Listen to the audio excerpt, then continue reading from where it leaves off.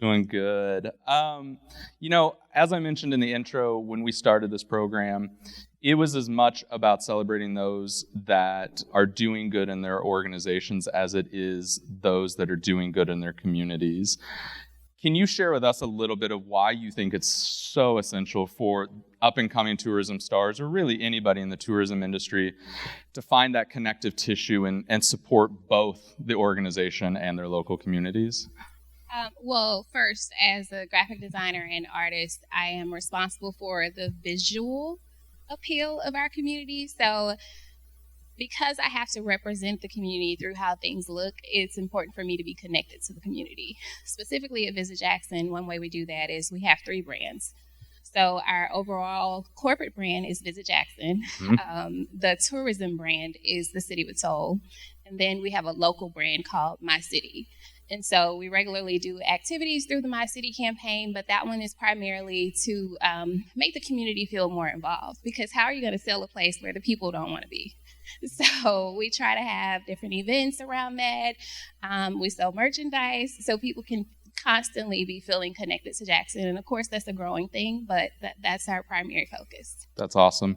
And I think you said it perfectly, and we see this time again that if you can capture the voices of the community, you're going to naturally attract the tourists. And I think you mentioned being a visual designer, and I think that's playing it down a little bit. You were part of a pretty incredible city mural project throughout Jackson. And can you share a little bit more about what that process was for developing these murals, how you developed the style of them, how they represented the City with Soul or My City for the community? Can you share a little bit more about that? Yes.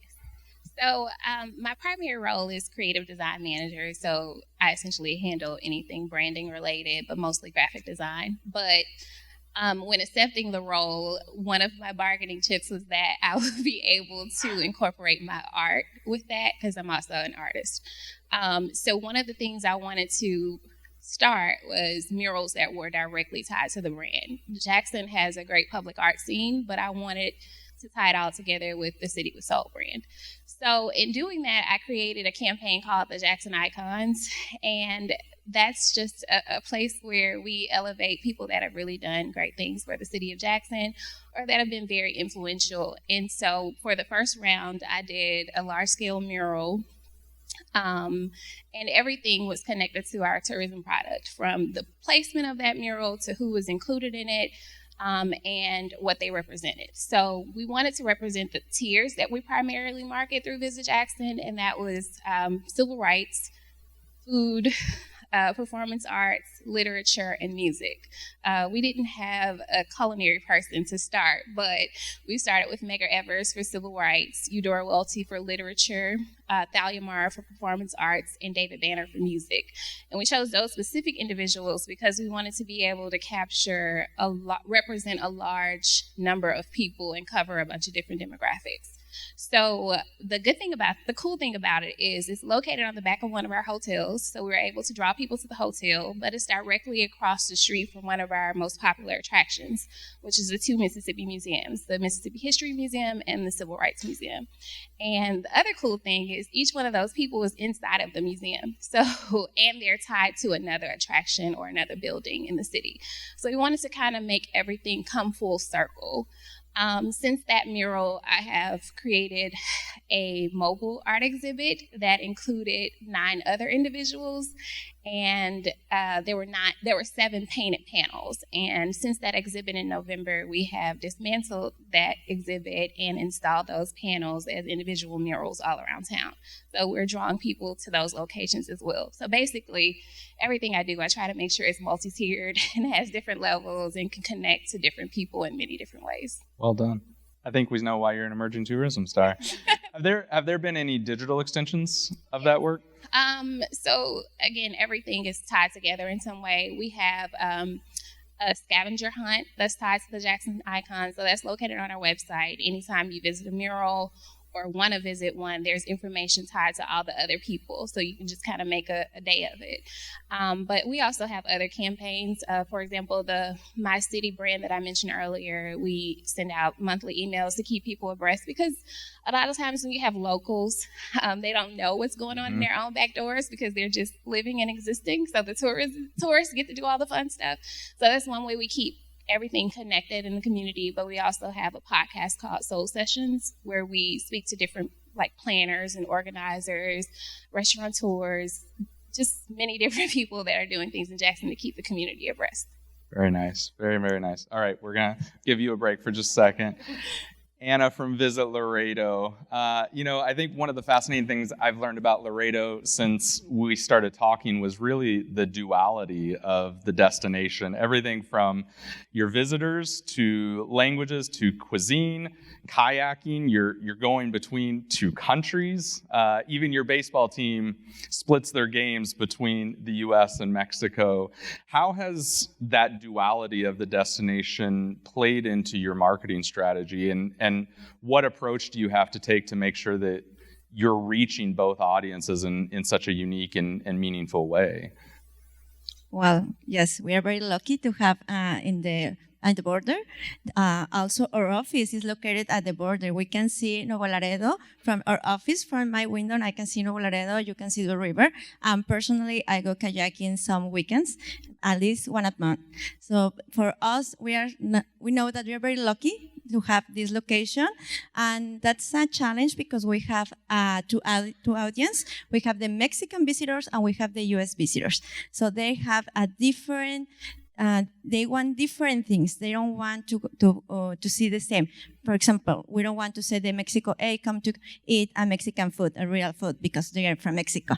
Right? But the U.S. market, they really want to taste the real Mexican food in the U.S. They don't need to go to Mexico to try this. Also, we don't sell the, hey, come to Laredo and see the artisan crafts, because Mexicans, they have there. But the U.S., they want to see these crafts into the U.S. and the uniques and anything. So we create two different campaigns. One campaign for the Mexican market and one campaign for the U.S. market. That's very different. We don't translate the message because that's not the same message. That's two products different. But we are very lucky to have all Laredo know that. So you can go to the restaurant and the people speak Spanish or English, whatever you need, you can find it. We have all the products for the two markets. It's a lot of work, but congratulations. I also know you launched the Hola Laredo podcast, which I think podcast is we can turn it into a drinking game today, because there's been a lot of talk about it. And I think from what everyone is sharing, there's kind of two sides to it. There's those destinations that have been brave and just jumped in, and their first couple episodes might have sucked, from what I hear. Or there's those that are really scared and intimidated by the thought of launching a podcast. Can you share a little bit more about any surprises that you had in launching the podcast? And do you see that podcast aimed at locals, at visitors, at both? How are you kind of approaching it from an audience standpoint? Well, that's another tool that we have. We need to engage more with the U.S. market. So in the middle of the pandemic, we said we need to maintain in the mind of the visitors. But that's in the pandemic. How we can do that? So the podcast come in mind, and Relic come with the idea, and we start working with them. And that's like Adam said this morning, that's a search engine that we can use, because the people can listen from not only us to say, Laredo is amazing, come taste our foods. Also we the stakeholders, they help us to promote their events, their attractions, and that's evergreen. All the teams that we talk about it. You can learn about the Virgin Festival, but that's not we only said it's in February, that's in December. Oh, we have the WBC Festival, come for a month. But you can listen wherever you want. Or you can say, come and see the taste of coffees. So that's another tool that we can improve in our marketing, that the people can engage, and also the locals can engage, because we don't know that we have that. And also the partners help us to spread the word. They share in the social media, they share with their family, with the friends, and anything. The sports teams, they help us a lot with that because they have tournaments. So, hey, listen to the podcast. You can find all the information that you needed for the how amazing is Laredo to have our sports tournament. So I encourage everyone that I know it's intimidating because it's difficult, and you say, oh, I need a lot of things to do, and this is another part, but trust me, if you have a partner like we have with Relic, you can do it. That's very, very easy and just organize, and you can have a lot of content. Perfect. All right, Brianna from Discover Long Island. The organization has pretty incredible success with all the social media, even winning Best Social Media Campaign recently with U.S. Travel Association. And when I say all social media, I don't think there's one that you guys haven't launched or launched multiple of. 2 TikTok channels, YouTube channel, or YouTube series, a podcast, even a Wordle recently you got in on. What's kind of the driving force behind trying out so many different things? And are there any that you're really excited about on the horizon? Yeah, so at Discover Long Island, we really pride ourselves on being innovation leaders and just staying on top of the latest social media trends. And, we're on top of everything. If something comes out, we're doing it. We're going to make it happen somehow, some way. We really pride ourselves on that, and we've seen all of our success from that. We just won a Telly Award for our Long Island TV series on YouTube. We won Innovation Podcast, an award here that we're accepting tomorrow. So all of our success has just been being innovative, staying on top of the latest trends, and just making it happen. That's awesome. How are you using all those different social channels to engage with stakeholders or the community? Are you involving them in content creation, in sponsorships? Can you share a little bit more about how you engage with them?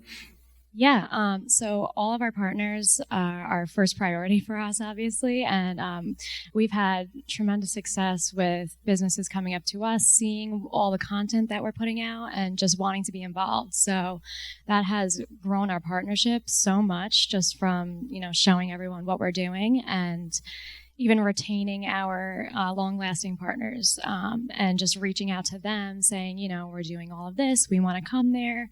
We want to, film content for TikTok. We want to get pictures. So we're always involving them first, obviously, but we have grown so much with our partnership, and just all of the businesses reaching out on all the different social media channels has been huge for our growth. I'm going to throw you a curveball because I'm curious, from a measurement standpoint, are the partners, do they have an idea of what success looks like when they start engaging with you on some of these more exploratory channels, or what may be new to them? Or are they kind of open to, let's just try this and see what happens? What are they looking for from a success metric? Yeah, every partner is different, obviously. It depends what the staff they have there. Like, one of our history museums, they just want us to come and get the word out or spread their events. So it really does tailor to each different business. But we did just recently launch a new partner tiers program. So they can pick what they want out of us. And if they want to be featured on our Long Island TV series, that's a certain amount of tiers for partnership. And then if they want to be featured on our social media channels like 4 times throughout the year, that's a different type of tier partnership. So we're kind of just, being innovative and kind of just tailoring what works for us and what works for the partners and trying to benefit everyone. I love the mentality. Just try it out and see what happens. Yeah, we would take risks at Discover Long Island, and it's worked. So I would agree. Astrid, moving on to you. I think we look at a lot of destination social channels all day, every day. And I think from an Instagram standpoint, a lot of destinations still just love showing off the iconic view, the most famous attraction, or hottest culinary scene. I feel like the Discover Puerto Rico team is taking a little different approach in that you've really harnessed it to drive dispersal and really highlight all the municipalities, all the towns. Why is that so important to you personally? Why is it important from an organization standpoint? And have you seen it impact visitation and how people are experiencing Puerto Rico? Definitely. So coming from a small town in Puerto Rico called Peñuelas in the southern region of the island, I know all the natural beauty that my hometown has and how welcoming and heartwarming and excited the people in my hometown are to welcome tourists and show them the beauty of our small town. And working in Discover Puerto Rico, an organization where our tourism approach is to put center stage all of the 78 municipalities in Puerto Rico, that is very close to my heart because that's where I come from, a small town in the southern region of Puerto Rico. And because of our activations, our promotions, and our different projects promoting all the 78 municipalities, that has impacted the experience that travelers are having on the island. For example, if I take, for example, a conscientious traveler, which is, of course, people that are interested in sustainable tourism and ecotourism. Now, that person that is interested in traveling to Puerto Rico, because of what we're doing and the places that we're promoting, now they know that there is a place, for example, in Atillo, which is a town, and they know that they can go there to make their own cheese from scratch. Or another town called Dorado, which has this beautiful farm called Finca Gaia. And for those travelers that want to be hands-on and leave a bigger impact in the community, they can actually work with the farmer and actually harvest crops with them. So these are all experiences that, of course, if you stay in the San Juan or old San Juan area, you won't get to have them. And of course, don't get me wrong, I love our capital city. San Juan is just stunning with all the colors, the history, and the culture. But if you stay in old San Juan, for example, you won't get to see the 3 bioluminescent bays in our island, or the largest cavern system in the Western Hemisphere, which is also in a mountainous town called Camuy. So this is something that this approach is very important to me, not only because, in my opinion, this way everybody wins. Not only does the traveler get to have an enhanced experience with knowledge about everything that they can experience on the island, but we also get to impact, and this is the part that I hold closest to my heart, we get to impact those small towns and those small business owners that put so much work into getting their product out there, and to actually get visitation.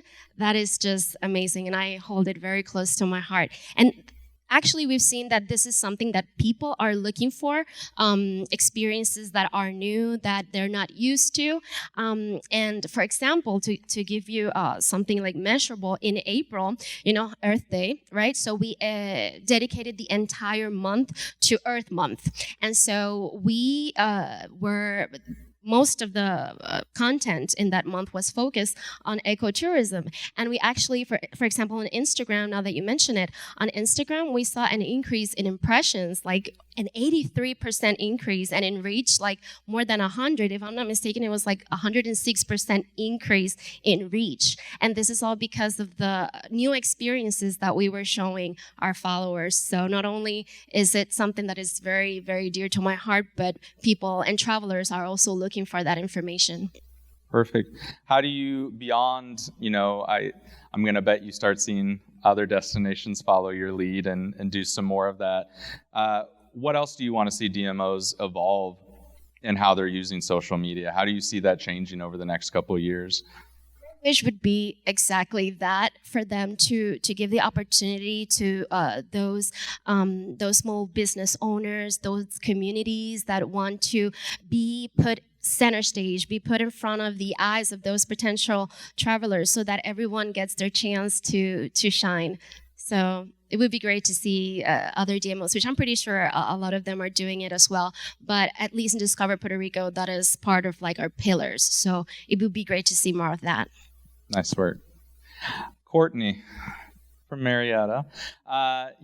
This is not a knock at all, but because of Marietta's kind of small size, I think one of the things that differentiates what you get to do is you kind of get to represent the city as a whole pretty easily. And instead of having to highlight neighborhoods or different areas, you kind of get to talk about the city as a whole.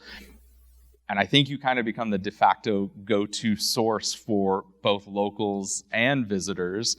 How has that affected how you engage with stakeholders and the community? And are you using the kind of small size to your advantage to be more present in the community and to lift them up in different ways? Absolutely. So to note, we may be small, but we're mighty. So Exactly. note that. But yeah, so one of the biggest things I want to touch base on is partnerships. And that really gets us out in the community and also in the eyes of a visitor. So one program that we did actually the start of COVID was a winter in Marietta design logo competition. So we had locals that submitted designs to be put on t-shirts and some merchandise to be sold in our welcome center. But then also with that, visitors were engaging with the content that we posted on social media, and they voted as well. So for instance, we had a lot of submissions of the logo of the Big Chicken, which if you haven't been to Marietta, you should pull out your phone and type in Big Chicken Marietta. And it's basically like our Statue of Liberty, but in Marietta. It is a 56-foot tall big chicken. So it's a KFC restaurant. But with that competition, we had so many people enter. So we had a lot of local engagement. And then again, with the people actually voting, visitors saw what won, and then they came into our welcome center to buy products, or whenever they were visiting our welcome center, they would question, what is this chicken? Where do I see it? And all the locals, they'll chime in, oh, that's what we use to give directions. So we really utilize our social media, but then also with the partnerships. That was with our Marietta Arts Council. So we tried to engage with our local organizations as well as just the locals who are coming to visit. Perfect. I know when Lori interviewed you a couple weeks ago, she asked you if you could add one staff position to your organization, what would it be? And you said an events and special projects manager. One, have you added that person yet? Because you've got a good room of candidates. And also, why do you feel that role is so important? So I didn't answer honestly whenever I was talking to her. I would have cloned myself, and I'm sure all of us want to clone ourselves sometimes. But again, kind of answering my first question with the partnerships, we would love to have an events and special program manager, because events are the backbone to our community. So to have one designated employee to be that point person, to be at all the events, not just the ones that we put on as a DMO, would be really helpful. And they would be the face of the event team. So hopefully we can hire. We have not hired that position, but we're hopeful in the next couple of years with a budget improvement that we can hire them. So if anyone wants to get in events, come talk to me.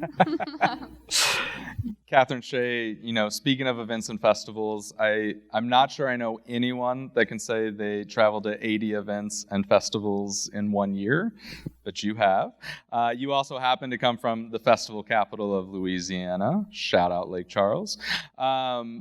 You've seen the power of festivals and events for a destination. How does Lake Charles embrace the festivals and events to get the community excited, but also draw visitation from maybe beyond just regional markets? Have you used it to drive, maybe mid-range travelers as well? Absolutely. So Lake Charles, like he said, is the festival capital of Louisiana. We have over 75 annual festivals, including Crawfish Festival, Boudin Festivals, Cajun Music and Food Festival. We have anything you can celebrate, we'll celebrate it, eat it, fry it, smoke it, whatever. But what these festivals truly represent is the authenticity of our community and the people who make it so special, and why people want to travel to Lake Charles in Southwest Louisiana. From, our chefs who, like Chef Lyle, one of my favorite chefs in Lake Charles, who has a huge passion for smoked meats and cooking in cast iron, and he can tell you all about his passion and how it started from his grandmother teaching him how to cook in their really small town in our area. And to be able to bring him to festivals and put him center stage and show off our culinary arts and cuisine is incredible.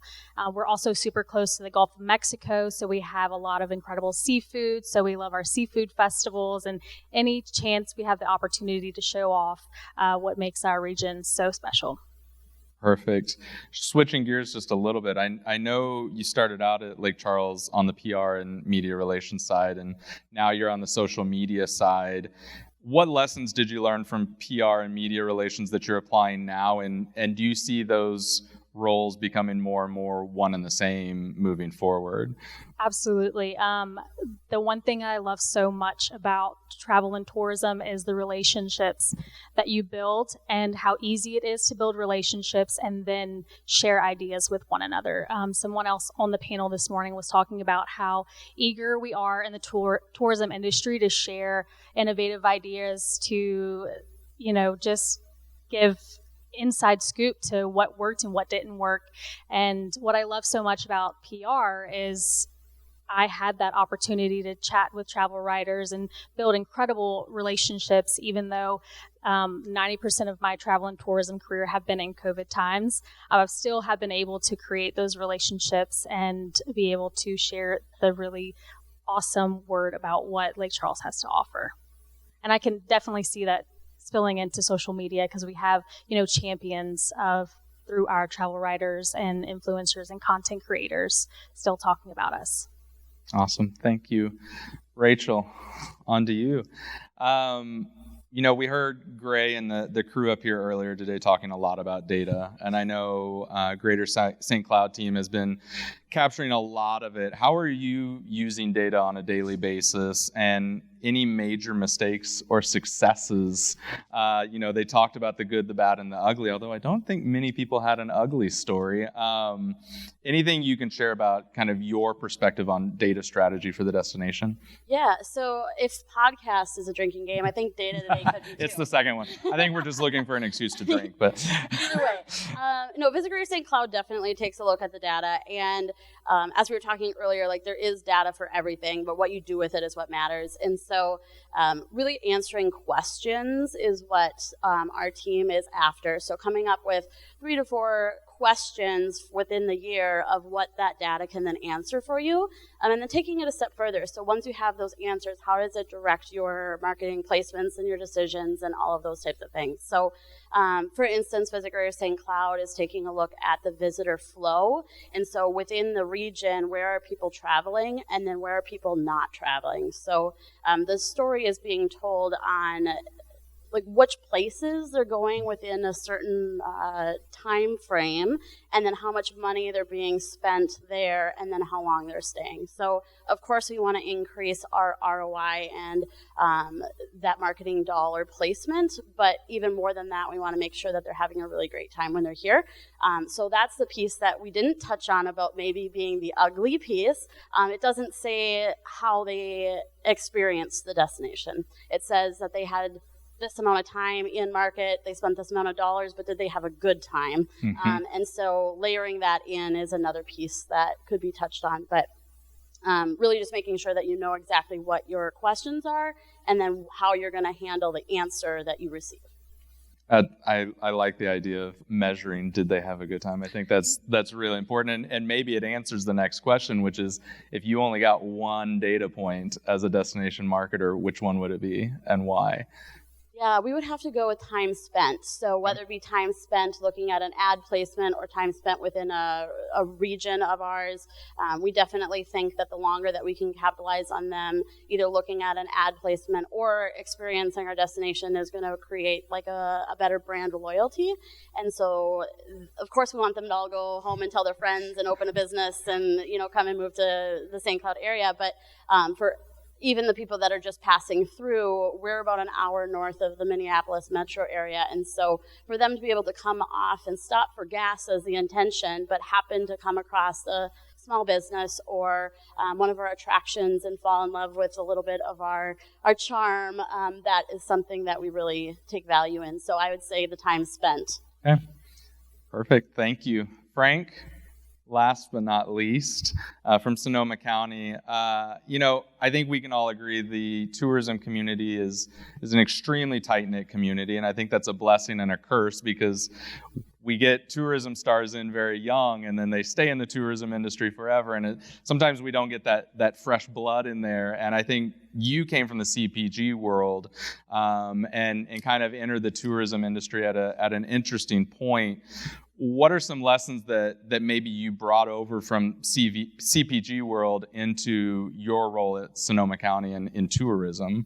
Yeah, so I've had the privilege of working in many different industries, which I've been able to kind of pull and glean different things from each to kind of provide the best rounded experience as possible. And so I started in the tech industry, and then I moved into video games. So as a guy in his mid-20s, that was definitely a dream.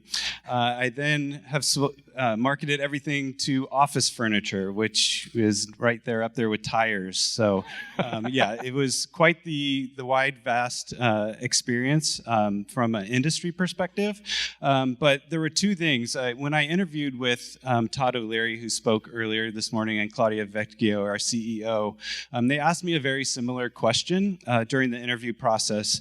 And my answer is in two parts. The first part that I saw across all industries was around community and how to build and engage and create those brand advocates. So I saw that across, even down to desks. That was kind of the core of that community, was definitely one. The other was first-party data. That was a key priority across any organization and any industry that I was a marketer for. So what I told Todd and Claudia at the time was, what if we basically took a combination of those and we took an approach where you attach and build that community with first-party data in mind. So that was kind of the whole pitch to get me hired, and thankfully it worked. Now, I assume that's the destination experience technology platform piece that you pitched. How is development of that going? Is it ready to launch? Is it launched already? Yeah, no. So we soft launched earlier this month. So we partnered with a company called Visit Widget, which for all intents and purposes is an itinerary builder.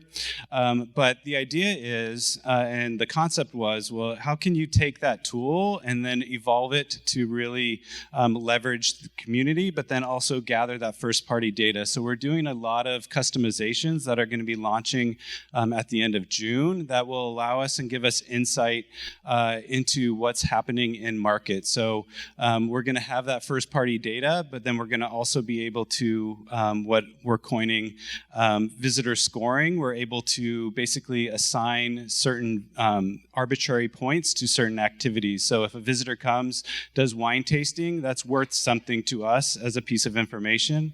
If someone goes and stays at a hotel and stays overnight, that has a certain value, right? And so then associating that visitor with that score will allow us to then target and market to them specifically what they're interested in. Perfect. All right. In the last few minutes, we're going to open it up to the full group. So anybody can answer these. You get an extra $250,000 in your budget in 2023. What do you invest it in? Go for it. A big chicken. That's ours. Definitely public art. I don't think there's any better answer than that.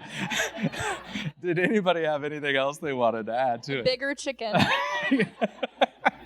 Who knew that was the key? All right. Similar question, but we all know staffing across travel and tourism has been a struggle for a lot of organizations. But if you got to magically create and staff any position on your team, what would it be? And don't say a big chicken. Go for it. A data analysis person. Okay. Because we have a lot of data, but we can't have the time or someone to manage that information. So we have that, and then one person for data analysis. I like it. So we're a staff of 7 typically. Right now we're down to 5. Budget constraint things. So one of the things that we're hoping to get within the next 2 years, a content creator right on staff. So we all know video is the new thing, not new anymore, but we don't have a lot of that content, and especially like in the right capacity of format. And so having somebody that's on hand to be able to go out instead of doing all these contracts that we have to put in place kind of far in advance. So having somebody right on staff to just be able to go out and do that. Yep. All right. You get to give one piece of advice to all the old tourism stars. What do you want them to know?